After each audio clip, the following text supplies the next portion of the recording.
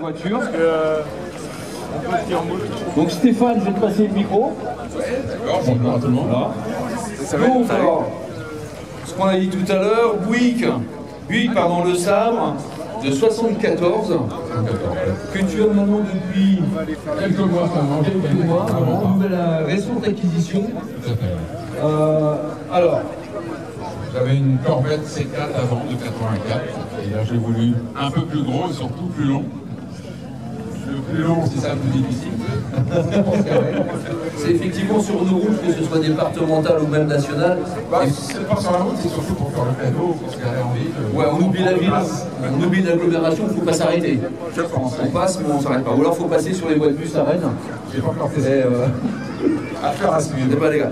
Donc en termes de longueur, est-ce que tu as une idée de la dimension? Tu dois savoir toi au niveau de... Alors 74 l'année et 5,74 m pour la longueur, sur 2,03 m. 2,03 m, 5,74 Avec une durée insistée quand même. Donc en termes de Buick, donc c'est une marque américaine, comme on avait déduit. Donc toi, qu'est-ce qui a fait qui est passé d'une Corvette C4 à un modèle beaucoup plus volumineux et un gabarit, une conception un peu complètement différente? Parce qu'avant d'acheter la C4 Corvette, je voulais un grand gabarit comme ça, je n'ai pas trouvé ce que je voulais. Donc 8 ans après, j'ai vu cette voiture, j'ai flashé. La couleur, l'intérieur, l'état général de la voiture. C'est pas très courant a priori, même en américaine. Voilà, je voulais un gros truc, un gros V8. D'accord. Et tu l'as trouvé où? Tu l'as croisé, garage, chez un professionnel. Un professionnel à Laval. Saint-Berthevin, pour être précis. Tu me rappelles? Saint-Berthevin, à côté de Laval. Saint-Berthevin. D'accord, pardon. On fait que de l'américaine. D'accord. Puis il y a un super bêta, là. Il y a pas mal de choses qui ont dû être rénovées, refaites sur ce véhicule-là. Le toit vinyle, et l'intérieur est encore fait ça. Je pense pas qu'elle a été refaite. Elle va être bien entretenue par la personne qui l'a fait. Elle est en depuis 2012, D'accord. Et après, elle a apporté en 2012 directement. il me semble, oui, c'est ça. Voilà. De quel état? Sur la vignette? Pennsylvanie. Alors je suis très mauvais en géographie, sur les américaines, c'est côte est, côte ouest, centre, est. Merci. J'ai des amis à côté de moi, c'est cool. Donc est-ce qu'on peut regarder, ouvrir les portes? Je pense que les portes sont très lourdes. Sont très lourds, ouais. On n'est pas à la loge de l'aluminium. Attention, regardez. Ah, on va entendre le moteur. Ce qui m'a étonné surtout, c'est l'épaisseur des vitres. C'est assez... Oui, effectivement. Et le poids des portes.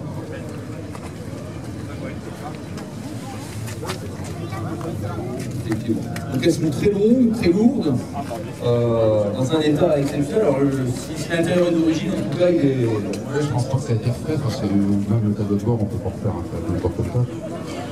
Ouais, c'est compliqué, avec la couleur, une sorte de vert. Il y a un nom particulier, une appellation officielle de cette couleur. Ça, c'est vert menthe, je crois. Il y a une spécificité, mais c'est une couleur menthe. Donc on retrouve comme les grandes américaines, les moquettes épaisses, on le vinyle un peu partout au niveau planche de bord. Souvent sur les, sur les régions qui sont très chaudes, on a généralement une sorte de moquette qui vient recouvrir le tableau de bord pour éviter de chauffer et ça bloque. On met quand le tableau de bord est sur le tacage avisaire.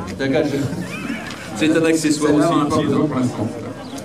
Donc au niveau des équipements, on va retrouver un boîte auto. Boîte auto 3 vitesses par rapport. Étonnamment pour cette voiture, on s'aperçoit que c'est pas électrique. Alors aux États-Unis, voilà, c'est... Généralement, ouais, c'est... Au moins ça tombe pas en panne. C'est ce que je me dis. En même temps, sur les américaines, la réputation n'est pas forcément que ça tombe en panne sur la partie électrique. Oui, c'est pas une italienne. Ouais, non, sans jeter de... J'en ai eu, hein, je sais ce que c'est. Mais voilà, donc généralement, c'est des voitures qui sont bien équipées, confortables pour la route, hein, pas forcément avec des énormes tenues. Il y a un régulateur de vitesse, donc vous l'avez vu avec le même bien avant 70. Donc le poids va être conséquent. Évidemment, quand on a un gabarit comme ça, vous en doutez bien. Je crois qu'elle fait 2 tonnes 100. Rien qu'on voit le poids de la portière par deux, je pense qu'on fait déjà pas mal, etc. Donc, et les freins. Alors on parle aussi des freins. Donc c'est quoi comme type de frein là? Pour embarquer quoi vous choisissez? Bien mettre le disque, j'en sais rien, mais c'est le disque à l'avant et d'accord, on a bien du disque. ça ferait très bien. L'intérieur d'origine, apparemment, il disait. Est-ce qu'on peut regarder le coffre? Je pense qu'il doit être assez impressionnant. Voilà, et l'appel. Hein. Et l'appel. Mais donc il y a déjà plein de décors. Oui, oui, ah oui, je n'ai pas pensé. Il y a déjà un premier décor. Donc il y a quand même un gros coffre. Même si on a une roue de secours qui est une vraie roue de secours, c'est une vraie cinquième roue. Ouais, c'est celle d'origine. Comment et le caoutchouc il doit dater, hein, si c'est celle d'origine. Oui, bah, c'est pas. Ah ouais, c'est ça. Ça sert de roue de secours. C'est ça. Donc oui, effectivement, en termes de gabarit, on retrouve également des chromes, à part certaines parties cachées où c'est un peu piqué, mais dans l'ensemble, au niveau du véhicule, tout est franchement dans un état exceptionnel. Alors là, souvent, ça porte un nom, je ne me rappelle plus du terme, c'est sans plastique. Ça cache un peu le trou qui est entre la carrosserie et le pare-choc. C'est souvent très abîmé. Et celle-là, ça a été changé il y a quelques années. C'est juste un petit peu classique. C'est le soleil, ça s'est fait. D'accord. Ça fait un coup de jour. Ah oui, c'est pas forcément esthétique. Là au moins c'est fini. Oui, effectivement, mais non, c'est très beau. Et après, ça reste couleur gris. En fait, c'est un mix entre. Ça fait un dégradé entre la couleur verte et le gros. Ça peut être passé. Oui, ça, je pense que ça pose pas énormément de soucis. Donc, sur la côté motorisation, on a parlé du poids. Donc, pour emmener ce poids-là sur les grandes routes américaines. Un classique 517. 517, V8, bien sûr. Comme très souvent. La boîte 3 vitesses, il y a 177 chevaux environ. Bon, c'est fou bleu, c'est pas une sportive. Et côté suspension, comment ça va? Est-ce que ça c'est côté félice? Voilà, c'est côté félice. C'est pas fait pour la montagne. C'est ce qu'on appelle le crédit. Voilà, c'est ça. Pour faire les longues routes, j'allais dire coude à la portière, mais c'est quand même la première voiture que j'en ai eu plusieurs des voitures de toute marque, de toute époque. C'est la seule où je ne peux pas mettre le coude à la portière trop haute. Trop large. Pourtant, j'ai trop large. Voilà. Est-ce qu'on peut regarder le compartiment moteur? Alors, je vous invite à venir regarder l'intérieur du véhicule. Il est franchement exceptionnel. Que ce soit au niveau des enjoliveurs, d'ailleurs, je suis en train de regarder les enjoliveurs. C'est vraiment dans un état, je veux dire quasi neuf, on n'est pas loin. Pour rappel, elle est de 74. Il y a une manette. Alors, il est ce qu'on appelle stock. Oui, enfin, le bloc moteur est quand même assez proche de l'ensemble du véhicule. Hein,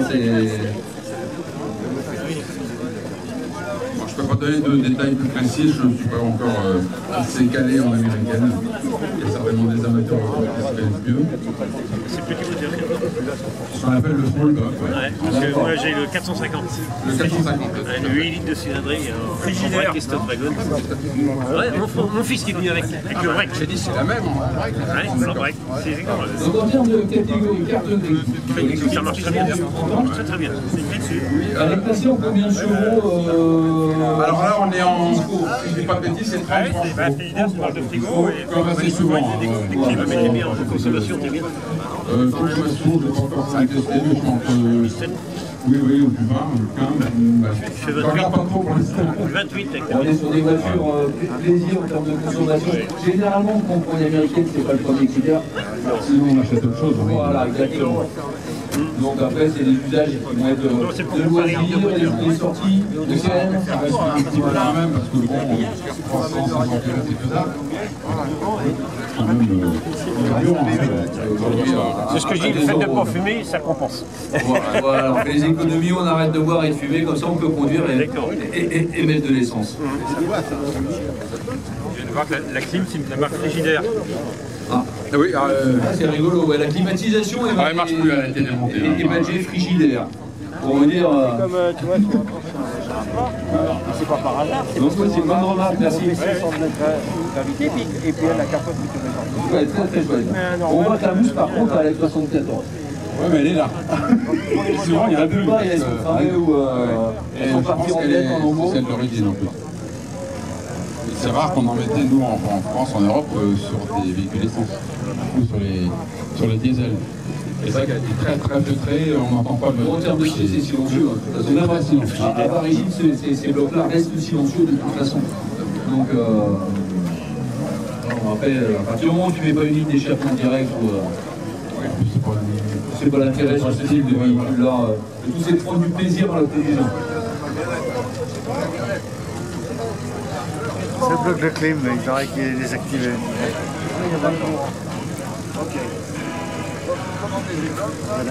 En termes de pièces, en termes d'entretien, tu vois, je pose la question toujours sur des véhicules anciens et d'autant plus américains, c'est-à-dire, est-ce que c'est un entretien courant, il y a des choses particulières, est-ce que c'est onéreux? Si moi je veux acheter ce type de véhicule-là. Très sincèrement, on trouve quasiment toutes les pièces, souvent du moindre boulon jusqu'à l'alternateur au moteur. C'est surtout les pièces de carrosserie qui sont assez difficiles, même aux États-Unis. Mais en mécanique, on trouve, oui. Tout se refait, tout se fait avec des prix qui restent quand même raisonnables. Les prix des pièces américaines ont un peu augmenté ces dernières années. Bah, surtout les frais de port et etc. Mais non, c'est presque, pour certaines pièces, c'est presque dérisoire par rapport au prix qu'on a en Europe. D'accord, puis c'est un entretien courant, c'est annuel, évidemment, c'est des boîtes, un pont, etc. C'est pas très fragile non plus. Voilà. Ça marche. Côté assurance, tiens, je vous donne la question. Comment c'est classé ou considéré par les assureurs hein? Moi, comme beaucoup de collectionneurs, je suppose, j'ai une assurance collection, une flotte de véhicules. Donc je peux en avoir de 3 jusqu'à 5 ans. Là, cette voiture-là, si jamais en vol, bricolage, incendie, c'est aux alentours de 200 €. 200 € sur l'année, à peu près 300 € classique. Et j'ai d'autres véhicules en assurance collection qui sont juste au minimum, en responsabilité civile.